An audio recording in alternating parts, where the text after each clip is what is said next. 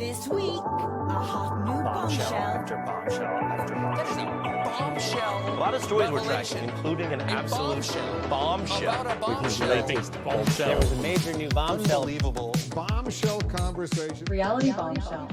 Hello and welcome to Reality Bombshell, the comedy podcast that investigates the not true crimes of your guiltiest pleasures and examines reality TV through a true crime lens.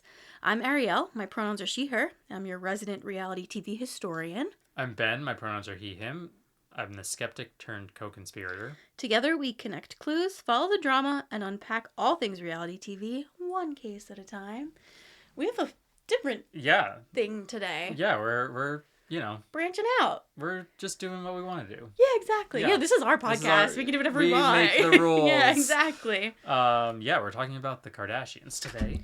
We are talking about the Kardashians today. I guess that's new. We've never really talked about We have not talked about the Kardashians, and I know very little about them other than there's like a million of them, and they all have K names. I know too much about them. Okay, great. Please enlighten me. But it's been like intentional that we haven't spoken about them. I got it. I'm not a fan of the Kardashians. Sure. Understandable. I've never watched any of their shows. Well, that's hefty. I've seen like clips here and there, sure. but I don't think I've ever intentionally watched a full episode. I find them insufferable and a real stain on the art that is reality television. Got it. Okay. Because it's not reality. Right. That's fair. Not that reality TV is like really all that. No reality TV is actually reality. Yeah. But like what's so cool about the Housewives is like they're real women telling real stories. You know, they're going through divorces. They're setting their children off to college. They're owning businesses. What about the Kardashians is like remotely realistic for like a normal person in buttfuck Pennsylvania? You know what I mean? None of it. I mean, they are owning businesses, but I'm sure none of them are actually touching most of their businesses. And even if they are, it's not like they built those businesses from the ground up. Absolutely not. They had an existing platform. That's actually a perfect segue to what we're going to be talking about today. Yeah, we're talking about the Crumbl Kardashian collab that happened. This was April 7th through 12th for a 1 week. As Crumbl does, they change their cookies around every week. So the week of April 7th through 12th, the Kardashians did a Crumbl takeover. So the 6 cookies and cakes that week were Kim's Snickerdoodle Crumb Cake Cookie, Khloe's Cookies and Cream Skillet Cookie, Kylie's Pink Confetti Sugar Cookie, Kourtney's Flourless Chocolate Cake, which was gluten-free, Kris's Classic Yellow Layer Cake, and Kendall's Cookie Dough Cupcake Cookie. It's a lot of sounds in one. Yeah. I mean, that goes with the Kardashians and all of it. Yep. So when this happened, there was a large amount of talk about, specifically, is it Kourtney's? Kourtney's, the gluten-free, flourless chocolate cake. Correct. And this was all done with the drop of the new season of the Kardashians. Oh, I didn't realize that. Okay, well, that makes a ton of sense. Yeah. Ugh.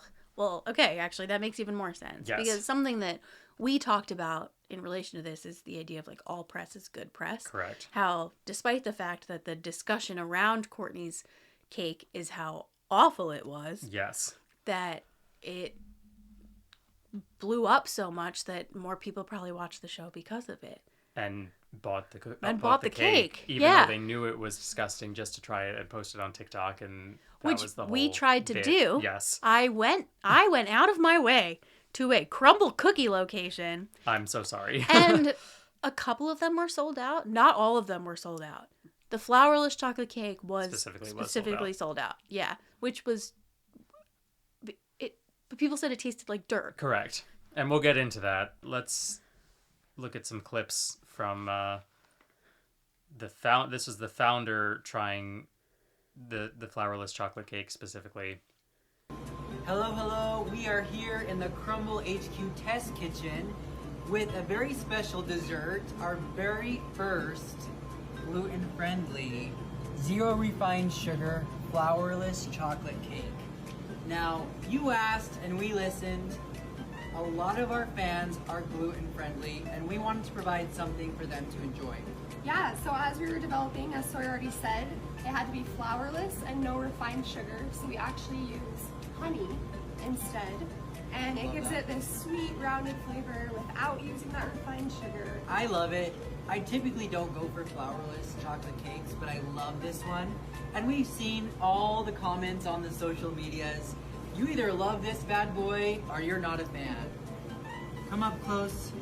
We're gonna show you what this looks like. A little bit more dense. So fudgy. It's almost like brownie, but nice and moist and soft. And you get a little hint of honey, but mainly chocolate, and it's that darker chocolate like Amy described. So if you want something special, come see us on this special Kardashian Jenner collaboration and let us know what you think. I mean, it looks like he didn't even swallow that bite of food. He could not. Physically could not. He's like, yummy, so fudgy. Yeah. Yeah. It's also interesting that this is the first gluten-free thing that Crumbl has done. Agreed. Yeah, I mean, they're not typically known as like a health... Like, there are some of the million cookie brands out there now. Like, there's a million cookie stores that are doing what Crumbl is doing, off the back of Crumbl. And some of them are, here and there doing healthier, quote-unquote, cookies. So interesting cookies, but still cookies. But interesting that this is their first... And it's a big thing, too, about how much sugar is in a Crumbl cookie. Like, some of them tend to be like 70 grams of sugar in a cookie, which is absolutely horrifying. Disgusting, yeah. Do you want to just go into clips of some influencers watching? Trying the cake, Some cakes, yeah. This is horrible. Now. It really does smell like dirt. Oh, God. Oh, fucking nasty. I mean, it's like... It looks inedible from... It does. And it's not like flourless chocolate cake on its own is bad. Makes you wonder, how intentional was it for this to be gross?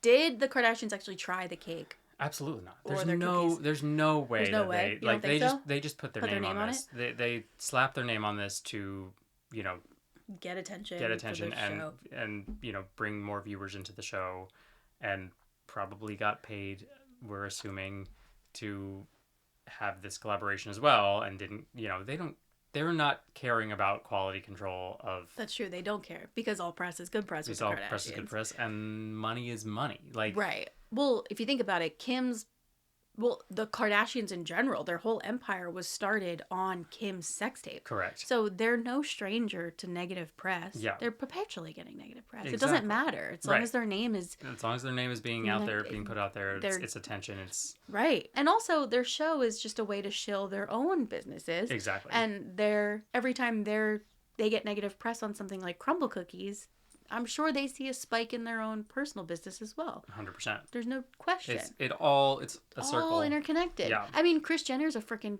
brilliant mastermind. Yes. I mean, I'll give them credit for, they've built this empire. Yeah, they kind of they've really cornered the market on influencing. They are the... Yeah, they were some of the first... They were the first big names as, some of these social media platforms were really starting to get going. It's true. I would argue that they would not exist without Paris Hilton. I mean, obviously, literally, Kim they just hit at the right time. Yeah. They hit as Facebook and Instagram were blowing up. Pop. Yeah. Yeah, absolutely. Paris Hilton was just one... in the early 2000s era before that, right? Exactly. Yeah, I mean, 2015, 2016 is probably when. Do you remember? I'm sure you don't. In 2016, Kylie Jenner wore MAC Whirl, which was like a mauvey lipstick color. Okay. And I remember being obsessed with it. I had to find it. I had to find dupes for it. It was the craziest thing. She posted Instagram pictures with the same lipstick color. And it became the Kylie Jenner lip shade.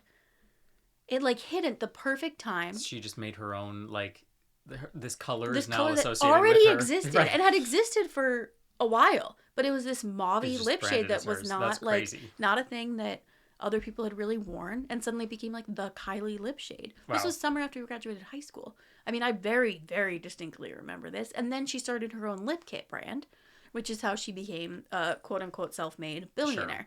Because she started selling liquid lipsticks, which came from her blowing up on Instagram with this one shade that she wore all the time. I mean, it's like the fashion and makeup brands seem to be like where. Oh yeah, they're like I know Rihanna's money makers. makeup brand is like. Oh yeah, massive. She doesn't have to do music ever again. I mean, most influencers, it's become an issue now where it's so saturated with influencer brands, and a lot of influencer brands tend to just be drop shipped. Sure, that makes sense. So again, they're not concerned about quality. Exactly. They're just making money. Exactly. I can't speak to. I don't think Kylie's was. I think she actually did put the care and effort into it. I don't think she does anymore. I don't even. Can you still buy?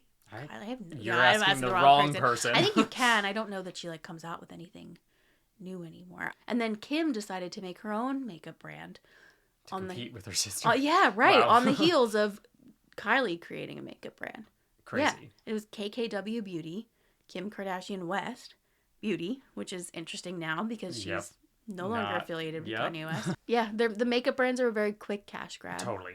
All of these. Oh, they're all quick cash grabs. Are just cash grabs. I mean, Skims, which is Kim's shapewear line, I've actually heard very good things about.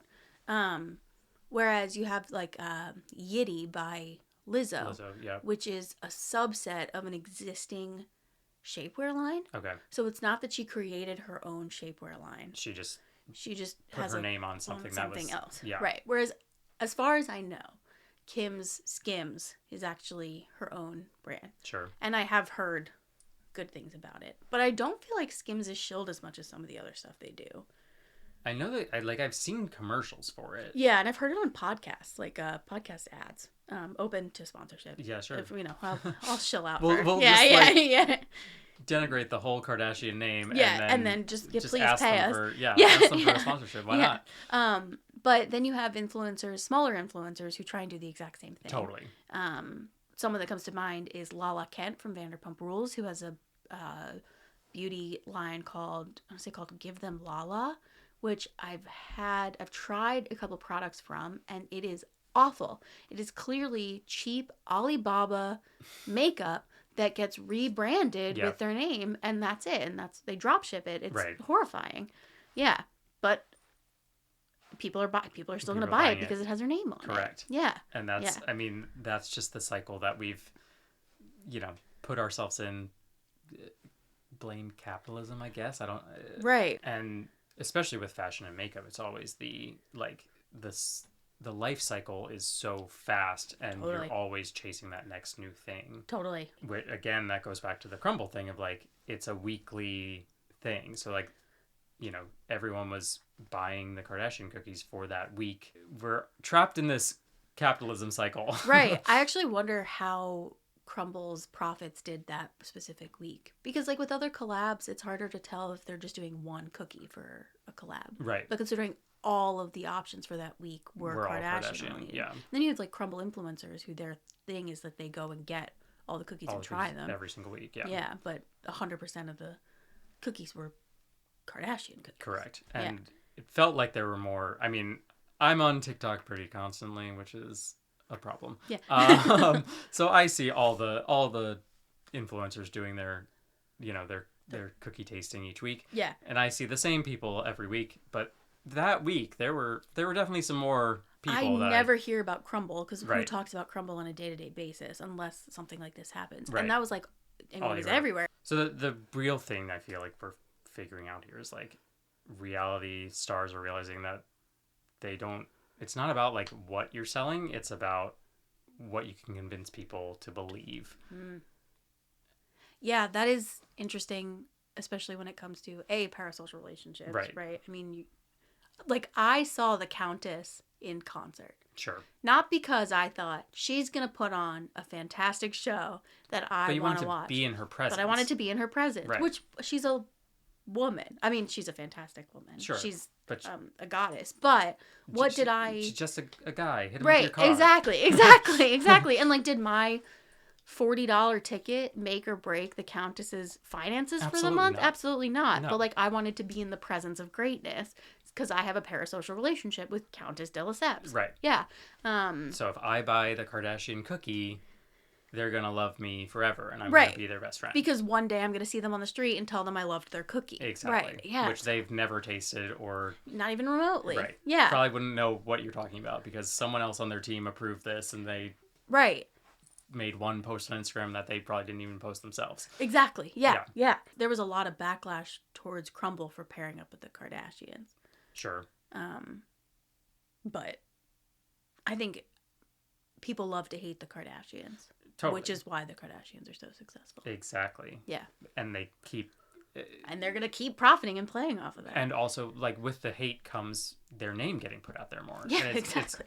a recurring cycle. It's like you cannot break it. Right. There is no possible way. The more you hate on them, the more the name's going to get thrown out there and the more the money they're going to make. At the end of the day, the more comments, whether you're leaving a positive comment or a negative comment on Kim's Instagram, it's a comment. Exactly. The algorithm doesn't care one way or another. Exactly. In the world of social media, all press is good press, no matter what you do. Yeah.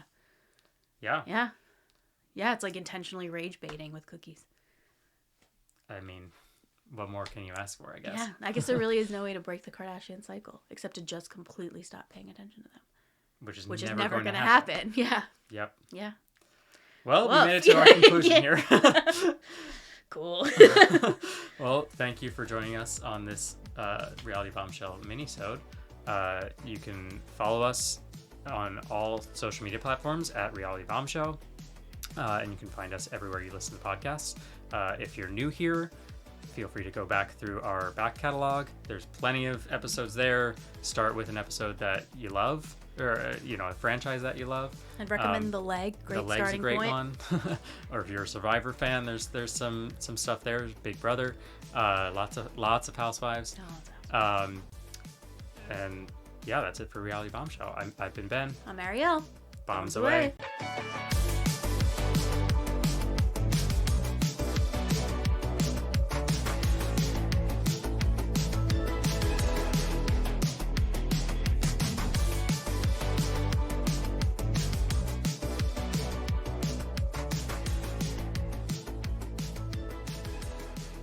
Reality Bombshell.